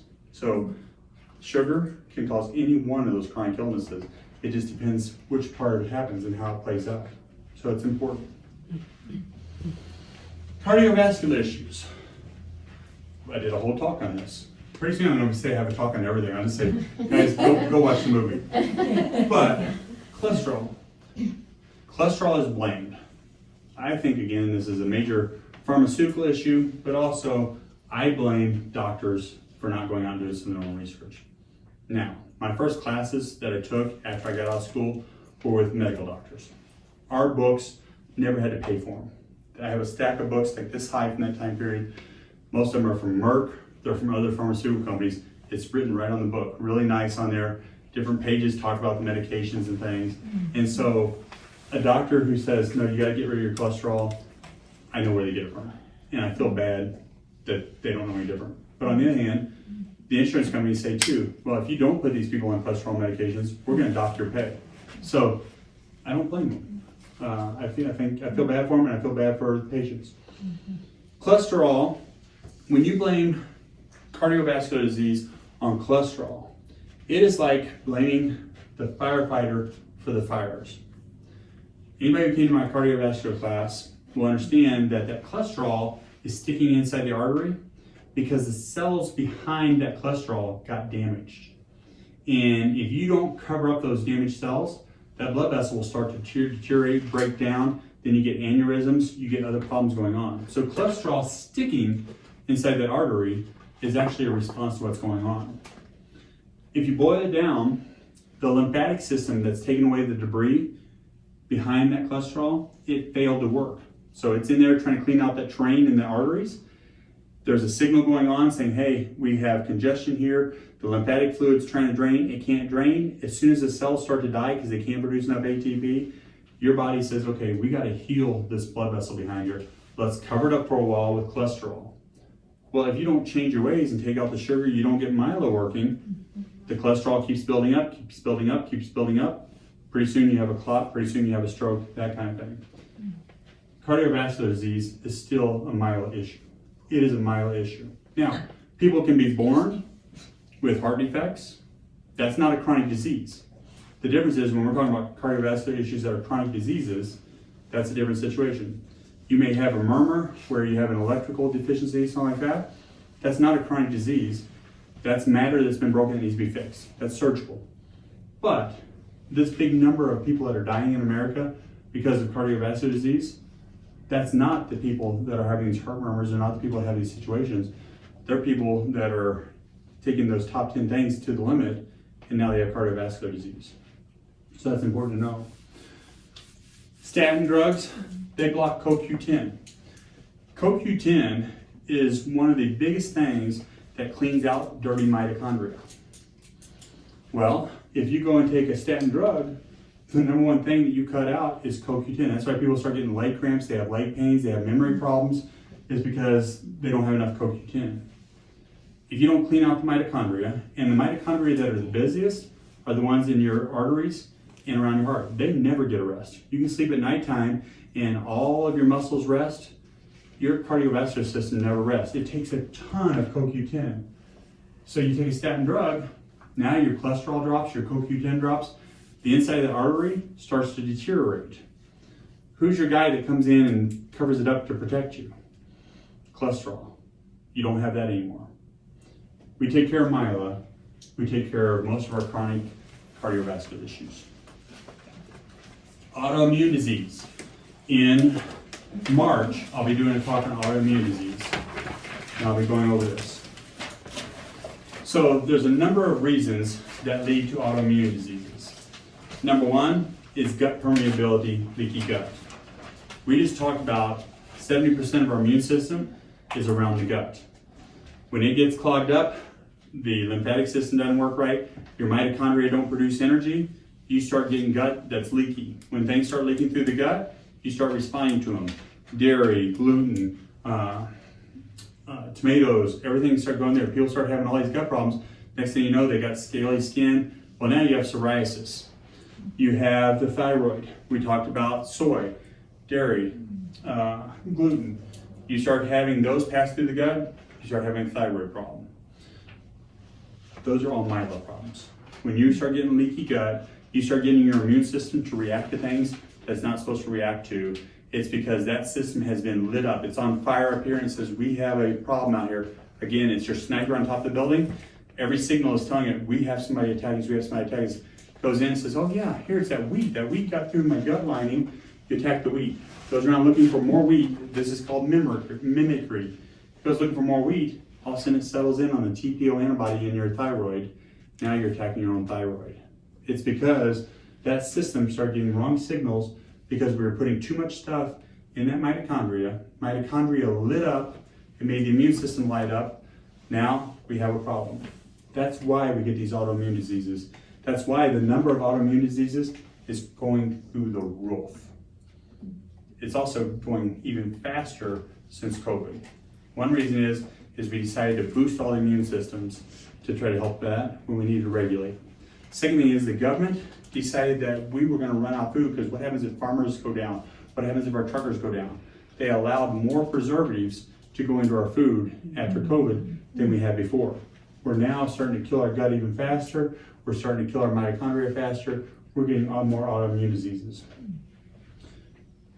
Corticosteroids are kind of interesting. Corticosteroids boost our cortisol levels. One of the things that happens when you get a boosted cortisol level is it opens your cells more so that you get more sugar in so that you can run away from the tiger. So you go and you give these people corticosteroids. Corticosteroids lowers your immune system. So, hey, that's a bonus, that's good. But now we also open up these cells for pouring more sugar in. If the problem began with our mitochondria having an issue, and now we pour more sugar in, our mitochondria don't like to run off of straight sugar, it's bad for them. We just made the problem worse. So that'll work out for a while, and then that stops working, or they keep upping the dose of it. You'll feel better, they up it again, they up it again. After a while, you're so swollen because you put so much debris inside that lymphatic system, it can't go anywhere. And you'll see it, anybody who takes steroids for a long time, they won't be thin, they're gonna be swollen. It's because you've ruined myela in this process. The biological blockers. So there's a number of medications out there now that work on different components of the immune system. The interesting thing is those are made to shut down a portion of the immune system. Bad thing is, that immune system, that portion of it is there for a reason. It's there to block cancer, it's there to look for the bad guy, or it's there to suppress something else so you don't get allergies, that kind of thing. They come in and they shut down that part of it, and they go, oh, okay, the immune system's, we're looking good. My scale on my arm's going away, I don't really hurt as bad anymore when I eat that. The problem is, your immune system has so many other ways to get around that. So it'll say, hey, we never did anything about this gluten. So you're eating this gluten, you got all the scaly psoriasis, we're gonna put you on this biologic. it goes away, you feel good. 2 years, 3 years later, hey, it comes back, they bump it up a little higher, okay. Now it comes back and you can't get rid of it.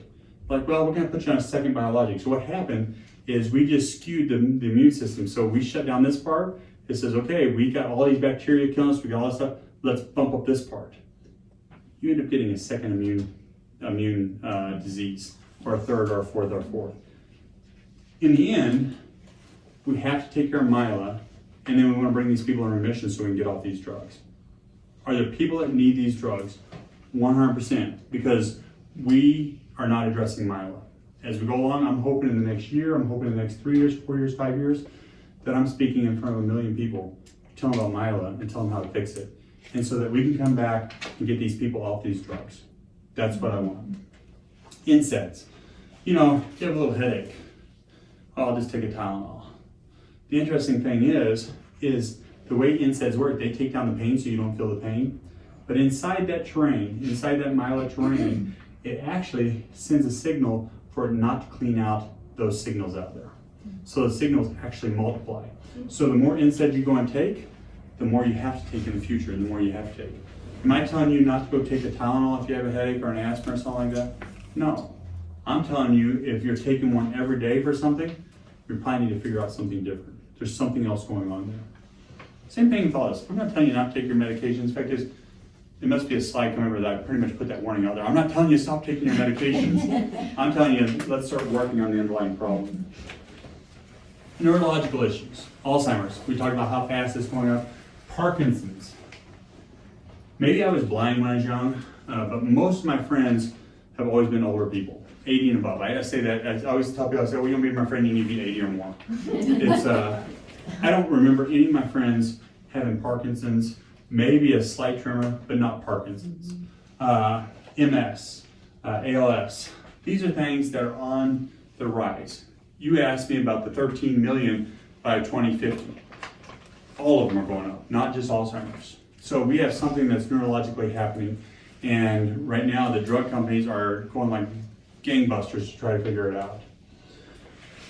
We have figured out our lymphatics play an issue in it, but most of us have never even heard of it. Most of you never heard it until even tonight. The lymphatics were an issue, and then we had to drain our brain, and then we had to sleep.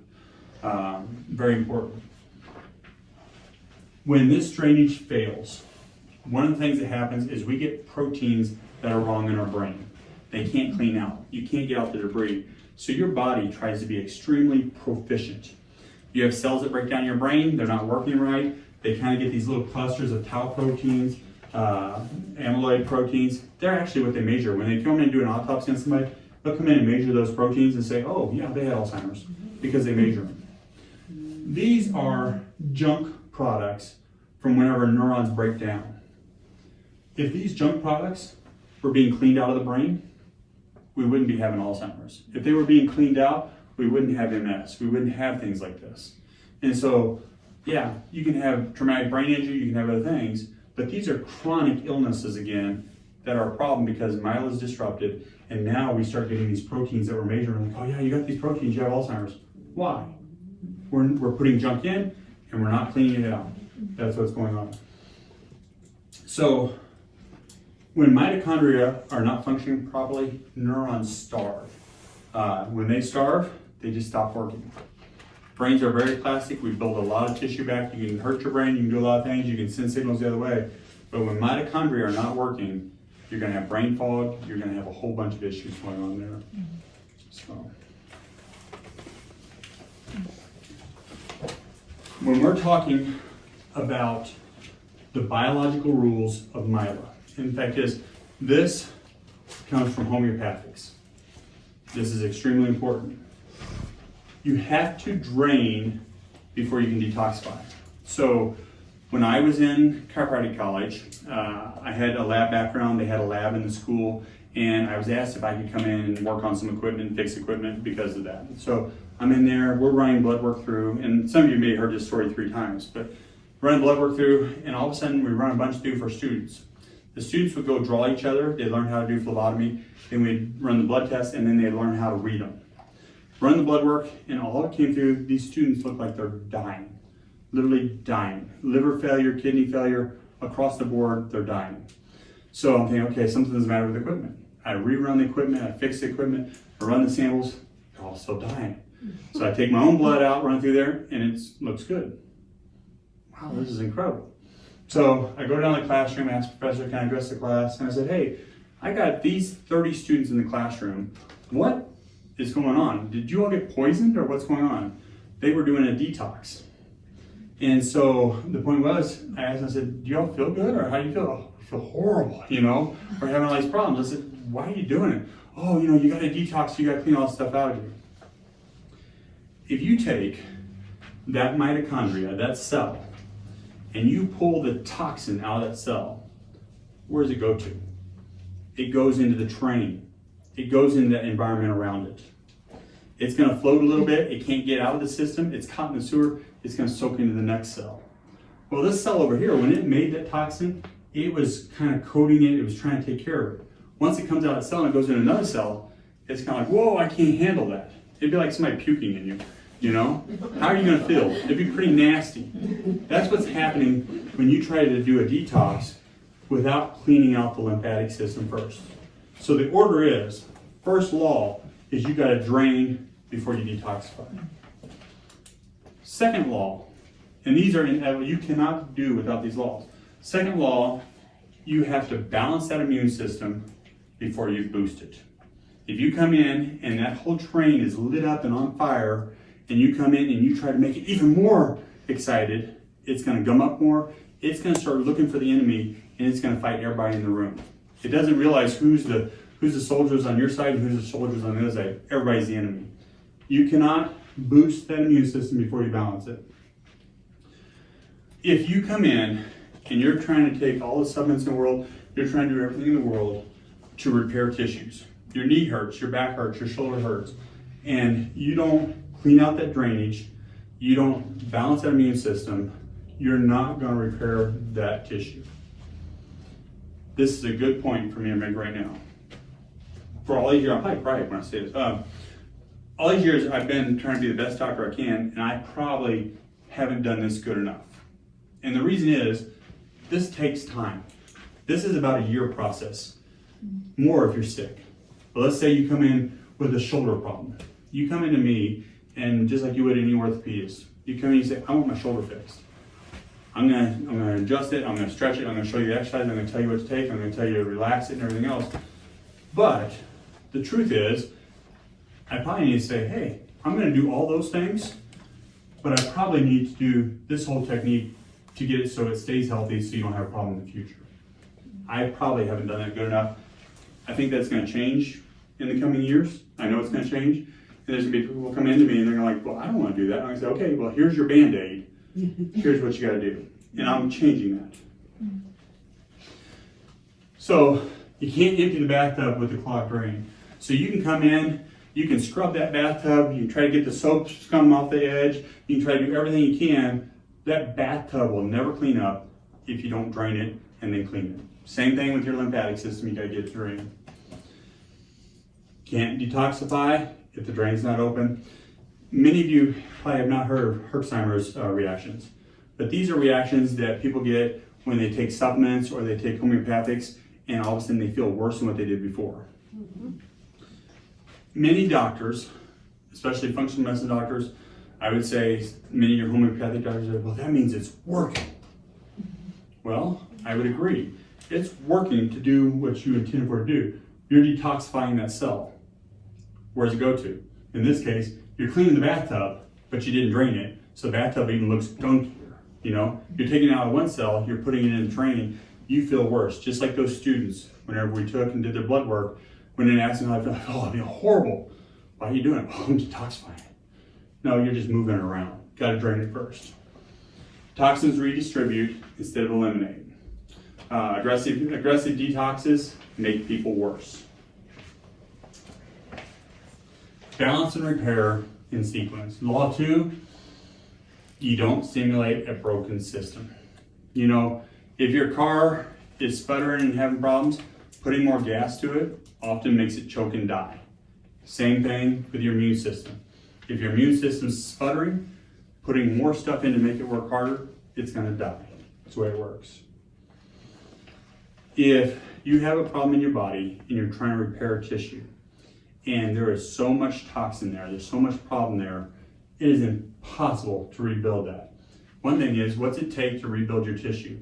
It takes energy. Your cell has to have energy to make another cell, to repair it. If you have toxins in there, your mitochondria don't work, you don't have energy, you can't replace it. You have seed oils in you. Let's say you're trying to re-heal a place and you have seed oils in you, you're gonna have more of a scar tissue than you are a real cell, because seed oils make the cell membrane wrong. If you have toxins in you, that whole lymphatic system, as you make things, just if we go to build a room, if we go to build this room, as the construction workers come in, they're cutting the sheetrock and they're putting pieces on the floor, some cleaning crew has to come in and pull it out. If your lymphatic system is not working, you're not going to clean out as you're rebuilding tissue.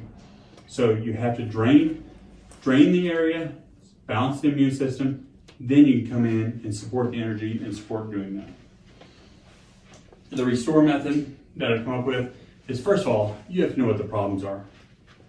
Testing is the easiest way. We're working on a dynamic intake form for that. I'm going to go through each one of these, but you have to reveal the root cause. You have to eliminate. So you have to drain first, then you eliminate the toxins. You have to rebalance the immune system. Then you can make the mitochondria have energy. Then you can start taking care of the lymphatics and clean them out. If you actually start with the brain, try to drain it out first, it can't get out because if the lymphatic system's not flowing, the brain can't drain into the lymphatic system and get out. So starting in the wrong order makes a big difference. Then you can repair your structures that have been broken, the things that are broken. This is the point that people start coming off their medication. Oh yeah, I don't have atherosclerosis anymore. I don't have the diabetes anymore. Now you start coming off the medications.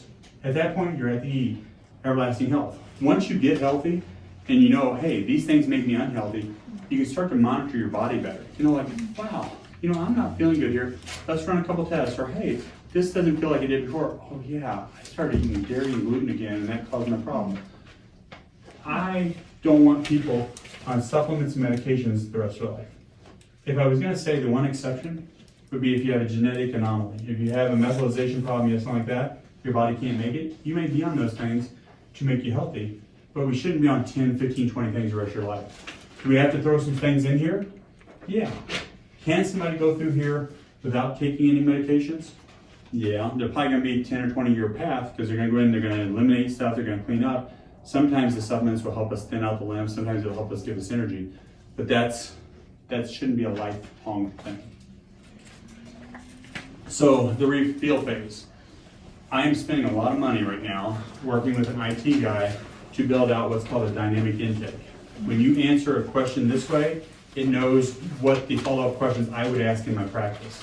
So instead of coming in and asking you this question, ask you 50 more, they'll come in and ask you this question, knows I'm gonna ask this, and if this is this, then it knows to ask this. We're building that out. Back 12 years ago, I was in with a group of guys, we had a supplement company, and I was going to make something called DX Pilot. This was DX Pilot. I drew it all out, I wrote it out, and when we went to the IT guys, it was gonna cost us hundreds of thousands of dollars to make. Nowadays, it's a lot cheaper with AI now to program stuff, so I'm hoping I don't go broke making this dynamic intake. But it may revolutionize medicine all the way, because now we will know what the myelin problem is. We can come in, we can target what to take care of. There are tests that we do. And I will say this, the testing, if all the money in the world was there and you could do every test you could do, the perfect testing scenario for myelin is about $3,500. And then you know exactly what's going on. Not cheap. Insurance pays for like 300 of it. But insurance model is not made to get you well, it's made to clean you up. If we come in and we do the dynamic intake, you can say, hey, I don't have the money. I can say, that's fine. Here's where you start at is the best places you need to start at. If you came in and you said, hey, I got all the money in the world and I want to know exactly what my problem is, then we run the testing.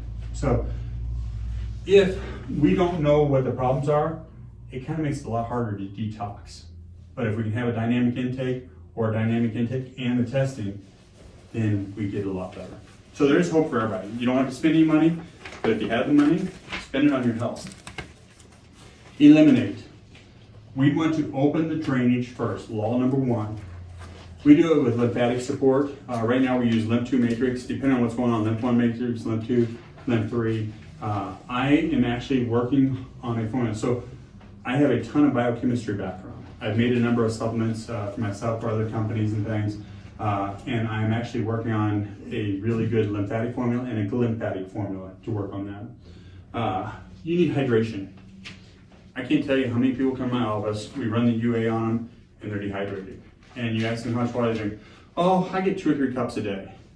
In Wyoming, you lose that much when you're sleeping. Most people, if you weigh yourself before you go to bed at nighttime, wake yourself up in the morning, and you figure out how much pounds you lost, that's water. If you didn't pee or poop in the middle of nighttime and you lost weight, you lost water while you're sleeping. You can measure that and you can find out that's how much you lost while you were sleeping.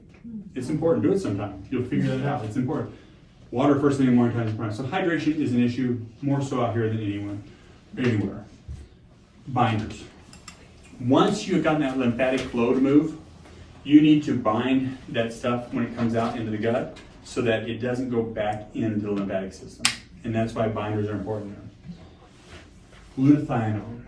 Once you've gotten this to flow, glutathione is the best thing to take toxins out of the mitochondria, to take them out of the cell, but also to calm down that immune response. It's the best thing we know of to take care of it. Immunoglobulin therapy. So it's been probably some time back, probably 10 or 12 years ago, they found out that you could take cow's milk and you could pull out IgG immunoglobulins. So they're a part of the immune system that stick to bad things. The problem was they came from dairy. They had dairy residue in it, and more people would react to the dairy residue on it than would actually get benefit from it. They've now figured out how to isolate these from serum from cows, so they don't react to humans. I would take that back. There are people with alpha-gal who've been bit by a tick that are allergic to beef. If you're allergic to beef, it'd be a problem. Everyone else, these immunoglobulins, they benefit. You take them down your gut, they stick to all of those aflatoxins that would come from peanuts and things. They stick to the pieces of bad bacteria and stuff, so they take down that battle inside the immune system. That combination is incredibly good for the elimination phase. Typically lasts 8 to 12 weeks. Some people that are really inflamed, really have problems, you may even leave them on that for a long time until we get rid of it. Once we get that elimination phase really working and we say, hey, yeah, I'm feeling better, I can already tell a difference, it works well. Let me back up. Typically, individuals will do this and it's mild. So you may go out 6 weeks and you're like, doc, I'm wasting my money, I'm done. This is a long haul. We're doing it differently than anybody else did. This works. You gotta be patient and trust the law, trust the system. Once we get to the point that, yeah, this is making a difference, I'm losing some fluid, everything's flowing, we get to the strengthen phase. And the strengthen isn't just strengthening the immune system. When I say strengthen, we're strengthening and rebalancing the immune system. So remember, the immune system has 2 parts to it. The attack and kill, recognize and protect. When we're strengthening, we're not just doing the attack and kill that everybody else is, we're balancing that immune system. You come in, systemic enzymes. So Loomis is one of the best known companies for making systemic enzymes. They make them for everything in the world. We use a different company, but he was the one that came out and said, hey, these enzymes take down scar tissue inside the blood vessels. They take down scar tissue inside the lymphatics. They help open up cells so the cells can start to breathe again. So we cleaned out the debris, we get the cells where they can start to breathe, stuff can go in and out of them. Now we start to get energy into it. Omega-3s, fish oil. Always want one that's mercury-free. If you have blood sugar issues, you always want one that's a non-triglyceride. But omega-3s start shutting down that CDR response, that inflammatory response that's lighting the fire. It's your fire extinguisher, puts it down. If you put it in too soon, basically you get a bunch of gunk in there. So you have to get it flowing, then you can start to calm it down. Anti-inflammatory compounds. There are different turmerics, there's different compounds that can also calm it down more at this point. So we're putting out the fire, we're modulating it, we're not stimulating it. That's the difference here. In the turbocharge. So now we cleaned out the lymphatic system. We opened up the cell. We calmed down the nervous system. Now at this point, you can start to come in and feed the mitochondria. Because now whatever energy they're gonna make, any waste they make, can start to come out of the cell. They can make energy now instead of making CDR. They feel protected. Their crud is not coming in on them.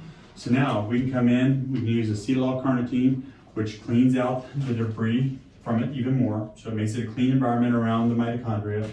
CoQ10 helps it make power, cleans it out and helps in the power process. So you can kind of imagine it being the courier.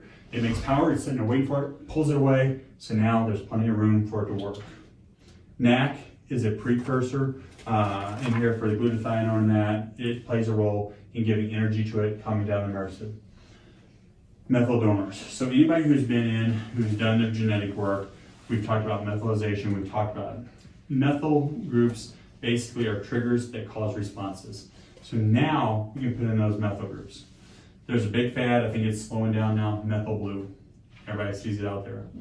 A lot of individuals took methyl blue for a short time period and they got this real big, huge boost of energy because it triggered that mitochondria to produce energy. That lasts for about 2 or 3 days. That mitochondria produced so much energy, it got bogged up, produced CDR, and now the people are in worse shape now after about 2 weeks of taking methyl blue. Methyl blue is too much. You can get too much. And so we want to balance that out. Your methyl B12s, your methyl folates, we get them in, your body uses them, especially when they're water soluble, you pee out the rest. So that's the way we want to do that. We restore this ATP production. So at this point, most of the time, we're about 16 to 20 weeks out. It's a long time, 5 months out. But all of a sudden, people went from feeling bad to like, maybe something's happening at 8 weeks. Now we're out 12 weeks and like, I'm not getting these rashes I was. My throat's not sore anymore. My glasses don't work right. You go to the eye doctor, he says, no, those glasses, we actually need a better prescription. That was too strong. We need less of a prescription. Things start getting better. We get to this stage, and all of a sudden you're 2 weeks in this stage, and you're like, I feel younger. I just feel good. I think I'm going to go for a hike. I'm going to go for a walk. It's a different world when you get here because you started producing energy. Now, I mentioned that we couldn't jump straight to lymphatics right off the bat. We may be able to do a little bit there. Getting the lymph flow will help it out a little bit. But now we want to start optimizing the neurological repair. So if we're talking to people that have Alzheimer's, we're talking to people that have MS, we're talking to people that have neurological issues, this is the point where we start making a difference in their world. We come in, we're going to start working on sleep repair. Most people that have a mitochondrial issue and they have all these things for a lymphatic issue, they have an inflammation, they're having a mitochondrial issue, you're not going to repair this until that stage. So now we come in, you're not even going to get them to sleep great. You may fix it as you go along, but this is where you start really fixing the sleep. By the way, you always hear people say when they get older, but yeah, I just don't sleep anymore. You think, well, it's just an age problem. The truth is, they probably gunked up their myela so far along in life that now they're unable to sleep because all of it's gunked up. You get a old person who's out hiking every day, who's eating healthy and everything. I think of my friend Gerald, who passed away 6 years ago or so. He sleep like a baby. I mean, we'd go back after hiking and stuff. He'd eat whatever he shot that day, vegetables that he had stored, canned up. The guy could go back and just fall asleep, go to sleep, and wake up in the morning time and never have a problem. He's like, I don't know why people have a sleep problem. His myela was clean. So getting the sleep back in line, getting the lymphatics detoxify is what that is about optimize. Repair. Now, we're out, 24 weeks. Long time, half a year or so. Now, we can come in and we can start taking care of tissues. We can come in and start getting hormones to go back into place. We can start doing all that kind of stuff. It takes targeted nutrition. It takes, your physical therapy. It takes all those kind of things. And maybe they worked before, but now they work better than they ever did. You can say, well, I went to physical therapy. It didn't help my shoulder. It's just going to be a problem for life. You got this far, and you're like, oh, well, no, maybe I can do something different about it. I will say, things have limitations. You go and you get an artificial knee, yeah, it's not the knee you had. It's not going to heal the same, but the tissues around it can heal. Big difference. Then we drop into everlasting maintenance, longevity, ongoing lifestyle practices, seasonal resets, saying, oh, I got to go back in and clean this up. It got off, that kind of thing. And then just being aware that myela is a problem. If you know, that's my hope. As you leave here tonight, you'll know, oh, yeah, I have this problem. Maybe here's my big one. I'm going to go clean up. I'm going to take care of it. But just being aware that myela is a real thing and it causes all these issues. Governing principles. Flow, always again, has to happen. I'm saying this because this is important. Flow has to happen. It has to proceed, function, and form. So you cannot do anything until you get the lymphatics to flow. The same terrain dysfunction that kills from COVID causes all these other things: heart disease, diabetes, autoimmune, neurological disease. I could probably list 100 things that are hormone imbalances. All those things that we're seeing as chronic diseases now are a myelo problem. I could strongly give you a case for every single one of them. And I'll probably write a book for every single one of them, just because when you get to it, the detail of each one takes up the whole book to explain why and how, but it's there. Fix that terrain, you're gonna prevent chronic disease, or you're gonna prevent how bad it is, you know? And any step you take, even a little step, is gonna make a difference. The bigger your steps you take, if they're all piled up like blocks, and here's your threshold where chronic disease happens, you may have to cut out 4 or 5 things, and you feel better, but the bigger things you cut out, the faster you get below that. So, stem cells. Last decade, stem cells are a big deal. Everybody has stem cells in them. Your body knows how to heal. If you take and give your body what it needs, you clean out the junk, you do the Restore program, your body can remember how to heal. So, flow can be restored, energy can return, life can be reclaimed. Restore provides that roadmap. When we're ready, we can talk about it sometime about that. The elimination phase. This is the way the elimination phase looks. And I'm still working out everything else. I have it down, but this is what I do for people in the elimination phase. I do the lymph 2 matrix, 1 dropper 2 times a day, binders 1-2 times a day, glutathione, IgG. That's 8 to 12 weeks, and that's the first part of it. In February, I'm going to do another talk on it where I'm actually going to show the protocol and how it works out. So this is where I am right now, and that's it's interesting. Dr. Cass, a dear friend, he always reminded me of Santa Claus. He just had that feel about him too. He makes lymph 2 matrix, and I've been talking to his daughter and stuff, and I've been talking about my formula, and we'll have to see what we do different or how we do that. I like to speed up things a little faster. On the other hand, you can't make it speed up too fast, otherwise you get Herxheimer's reactions, and so I'll trust his wisdom. Next month, I'm going to be going over the Restore Myelin diet plan. That's what I'll be doing in January. I think it's January 3rd. I may have an ebook available too. It won't be much, it'll just be an ebook that you download, but it'll have the whole diet plan. I think it's like 170 some pages I have right now. And so I'll lay that out of like why each thing is a problem, how it's changed in history, kind of like what I did here, but with each thing in it. And so hopefully I'll have that. We'll see, I'm busy, but I think I'll have it done. If I promise, then I have to get it done. So, guys, one of the biggest things you can do for me, and it makes a big difference. So last month, I went over 55-star reviews, and I will say, we put out a post online that we went over that. The calls the next day at the office exponentially increased. So if you're here, if you're on Google, leave me a Google review. I appreciate it. I prefer 5 stars if you can, but leave me a Google review. And if you're not on Google, go on Facebook and leave me. I think there is one person has left me a review on there, so that would be nice. I've only ever had 5-star reviews. I'm going to say this of one exception. I had one girl left me a 1-star review. I took forever to track down that person because I wanted to make it right. I didn't know what the problem was. And that individual went to chiropractic college with me, and she fell out the first semester. And so she went on to every doctor that she graduated or that she was in that class, gave us 1-star review. She never said why or anything. I went on, and so I asked her to retract it, and she says, "No, I think everybody should have a 1-star review." And so I've had one in my life. So help me make up for that one. So anyway, I think that's it. If you guys need anything, if I can help you out in the office, I'd be happy to. I will say there's 2 things I'm going to raise in price coming up the next year. That's my initial exam, and then I'm going to raise up my genetic reviews. I am taking so long on that I I'm spending hours on doing that report of findings when you come back in, and I can't afford it, so I gotta do it. So that's my world. I appreciate you guys coming. I think that's it.